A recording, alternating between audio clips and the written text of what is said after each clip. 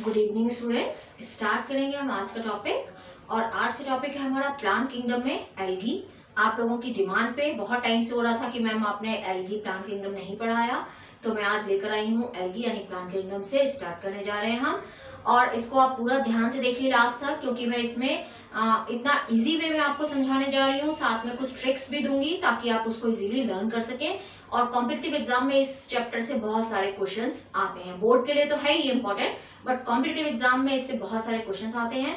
तो मैं साथ साथ इसमें ट्रिक्स भी दूंगी, तो आप इसको लास्ट तक पूरा देखिए, जहां जहां भी पॉसिबल है, ताकि आप उसको इजीली रिलेट करके लर्न कर सकें। वो ट्रिक्स भी मैं इसको देती जाऊंगी। तो चलिए स्टार्ट करते हैं एल्गी। तो पहले हम जनरल इंट्रोडक्शन पढ़ेंगे, उसके बाद हम specifically green algae, red algae and brown algae के बारे में पढ़ेंगे। तो एल्गी क्या है? सबसे सिंपल है ये। इनकी प्लांट बॉडी कैसी होती है? थैलॉइड। थैलॉइड मतलब थैलस, जिसको आप डिफरेंशिएट नहीं कर सकते। मान लो आप इस तरह से एक स्ट्रक्चर बना देते हैं, ठीक है। अब इसमें आप डिफरेंशिएट नहीं कर सकते कौन सा लीफ है, कौन सा स्टेम है, कौन सा रूट है, यानी प्लांट बॉडी को आप डिफरेंशिएट नहीं करते। ऐसी प्लांट बॉडी को हम बोलते हैं थैलस। तो प्लांट बॉडी क्या है इसकी? Simple, thalloid, chlorophyll bearing. Chlorophyll bearing है, इसका मतलब क्या हो गया? ये क्या है? ऑटोट्रॉफिक। ऑटोट्रॉफिक यानी जो अपना खाना खुद बनाते हैं, ऑटोट्रॉफिक। क्लोरोफिल बियरिंग है, ऑटोट्रॉफिक है, यानी अपना खाना खुद बनाते हैं, ठीक है। तो थैलस शेप हो गई, सिंपल हो गई। और एक्वेटिक, मोस्टली एक्वेटिक है। और एक्वेटिक में भी दोनों आ सकते हैं, फ्रेश वाटर में भी मिलती है, और मैराइन वाटर यानी सी वाटर के अंदर भी मिलती है। इसके अलावा वे और भी वैरायटी ऑफ हैबिटेट हैं। कौन कौन से? अलग अलग जगह पर मिलती है वैरायटी ऑफ हैबिटेट, जैसे सॉइल है, वुड है, मॉइस्ट स्टोन है, यानी जहां पर भी मॉइस्चर अवेलेबल है। बिना पानी के ये जगह नहीं मिलेगी, क्योंकि लोअर ग्रुप के जितने भी ऑर्गेनिज्म हैं उनको जो है वाटर की रिक्वायरमेंट है। तो जहां पर भी पानी होगा, आसपास मॉइस्चर होगा, मॉइस्चर कंटेंट होगा, वहां पर ये देखने को मिलेगी। तो वुड है, सॉइल है, मॉइस्ट स्टोन है, तो डिफरेंट टाइप के इसके हैबिटेट हैं जहां पर ये हमको देखने को मिल सकती है। इसके अलावा आप एक्वेटिक हो गई, ठीक है। अब क्या है? साइज। अगर हम इसकी साइज की बात करें कि साइज की बात करें, तो साइज में यूनिसेलुलर है। यूनिसेलुलर एल्गी में हम बात करते हैं क्लेमाइडोमोनास। क्लेमाइडोमोनास जो इस तरह का होता है, अगर आपको स्ट्रक्चर याद हो, ऐसे दो फ्लैजिला होते हैं, इस तरह से स्ट्रक्चर होती है क्लेमाइडोमोनास, जो यूनिसेलुलर है। इसके अलावा फिलामेंटस इस तरह से, स्पाइरोगाइला अगर आपको याद हो, एक सेल के ऊपर दूसरी सेल, तीसरी सेल, इस तरह से होता है। तो फिलामेंटस में आता है यूलोथ्रिक्स एंड स्पाइरोगाइला, एक के ऊपर एक इस तरह से ये सेल्स होती हैं। तो ये मल्टी सेलुलर नहीं है, ये एक सेल के ऊपर दूसरी सेल, दूसरी के ऊपर तीसरी सेल है। तो फिलामेंटस हो गई, यूलोथ्रिक्स एंड स्पाइरोगाइला। यूनिसेलुलर में आ गया क्लेमाइडोमोनास। कॉलोनियल फॉर्म हमको देखने को मिलती है, कॉलोनियल वो हमें देखने को मिलती है, यानी कुछ एल्गी यहाँ आके रहने लग गई, कुछ एल्गी यहाँ आके रहने लग गई, कुछ यहाँ आके रहने लग गई। तो इस तरह से वो कॉलोनी बना लेती है, फुटबॉल की तरह से। ये देखने को मिलती है हमको बॉल बॉक्स के अंदर, ठीक है। तो ये डिफरेंट साइज में, यानी यूनिसेलुलर से लेके फिलामेंटस से लेके कॉलोनियल, और कुछ मीटर्स में लंबी होती हैं, जैसे कैल्प जो है ये कुछ मीटर, बहुत मीटर लंबी होती है। मतलब एक छोटी जो माइक्रोस्कोपिक यूनिसेलुलर एल्गी है, और कुछ यहाँ पर कैल्प्स देखने को मिल रही है जो बहुत लंबी है, मीटर्स में जाती है। तो मैराइन एल्गी है बट बहुत लंबी होती है, ये मीटर्स में जाती है। तो इस तरह से हमको डिफरेंट हैबिटेट इनकी और डिफरेंट वैरायटी साइज में देखने को मिल रही है। अब इनका अगर हम सेक्सुअल रिप्रोडक्शन की बात करते हैं, तो सेक्सुअल रिप्रोडक्शन में इसमें तीनों तरह से रिप्रोडक्शन होता है। फ्रैगमेंटेशन भी होता है, यहीं पर लिख देती हूँ, अभी स्पेस है। इसमें देखो, अगर हम देखते हैं कि जो इसका रिप्रोडक्शन है वो कितनी तरह का है। सो रिप्रोडक्शन में हमको तीनों फॉर्म देखने को मिलती हैं इसमें, vegetative, asexual and sexual. Vegetative, asexual and sexual, यानी तीनों फॉर्म से ये रिप्रोड्यूस करता है।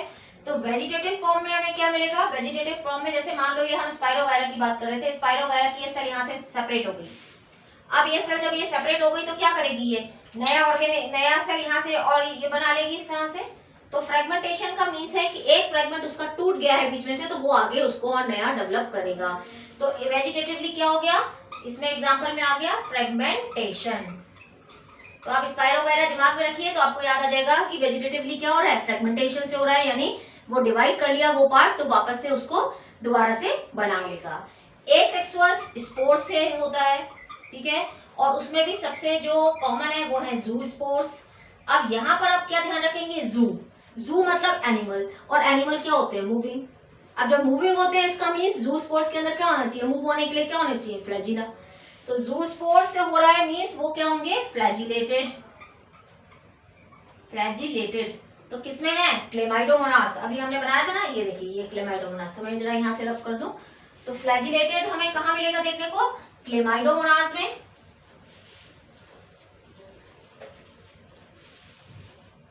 ये अभी हमने यहाँ बनाया था क्लेमाइडोमोनास के अंदर क्या होता है, ये फ्लैजिलेटेड होते हैं। जूस्पोर्स बनते हैं इस तरह से जिनमें फ्लैजिला प्रेजेंट होते हैं ताकि ये मूव करके एक जगह से दूसरी जगह जा सके। तो समझिए उसको, तब याद करिए, रटना नहीं है।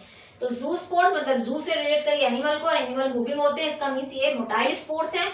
जूस्पोर्स क्या है, मोटाइल स्पोर्स है, और मोटाइल स्पोर्स है तो इसके पास क्या प्रेजेंट है, फ्लैजिला, ठीक है।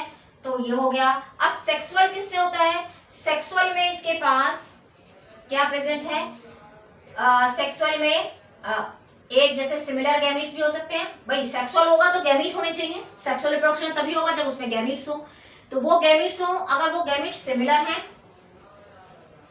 हैं साइज में, एक जैसे हैं बिल्कुल, तो उनको हम क्या बोलेंगे, आइसोगैमस। एक जैसे हैं बिल्कुल सिमिलर हैं तब उनको क्या बोलेंगे, आइसोगैमस।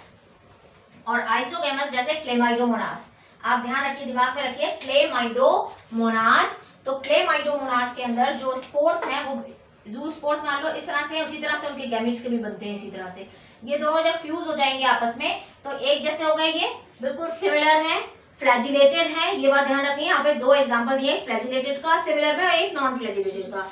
तो आइसोगैमस में अगर वो फ्लैजिलेटेड भी हो सकते हैं और नॉन फ्लैजिलेटेड भी हो सकते हैं। तो फ्लैजिलेटेड में आप क्लेमाइडोमोनास को दिमाग में रखिए, तो फ्लैजिलेटेड में एग्जांपल में क्या आ गया, क्लेमाइडोमोनास। रटना नहीं है, ध्यान रखिए, फ्लैजिला किसके पास प्रेजेंट है, क्लेमाइडोमोनास, ध्यान रखिए। तो फ्लैजिलेटेड सिमिलर साइज के हैं, एक जैसे हैं, तो वो हो गया आइसोगैमस। और अगर सिमिलर है साइज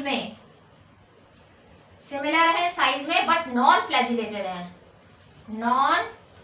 है, यानी फ्लैजिला नहीं है, तब आप क्या याद आएगा आपको, स्पाइरोगायरा। उसको दिमाग में रखिए, उसमें कोई भी फ्लैजिला प्रेजेंट नहीं है। इस तरह से वहां पर सेल्स एक के ऊपर एक सेल लगी हुई है। तो आप दिमाग में क्या रखिए, वहां पर स्पाइरोगायरा का स्ट्रक्चर। तो स्पाइरोगायरा के क्या है, सिमिलर गैमेट है बट नॉन फ्लैजिलेटेड है।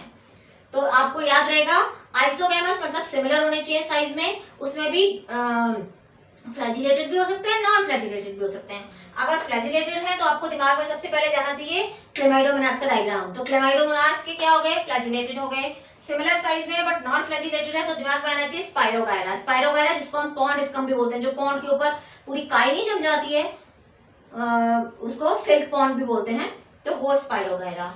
अब ये तो हो गया आइसोगैमस, यानी फर्स्ट फॉर्म हो गई इसकी आइसोगैमस। सेकेंड आता है सेक्सुअल रिप्रोडक्शन में एनाइसोगैमस, यानी जो एक जैसे नहीं है,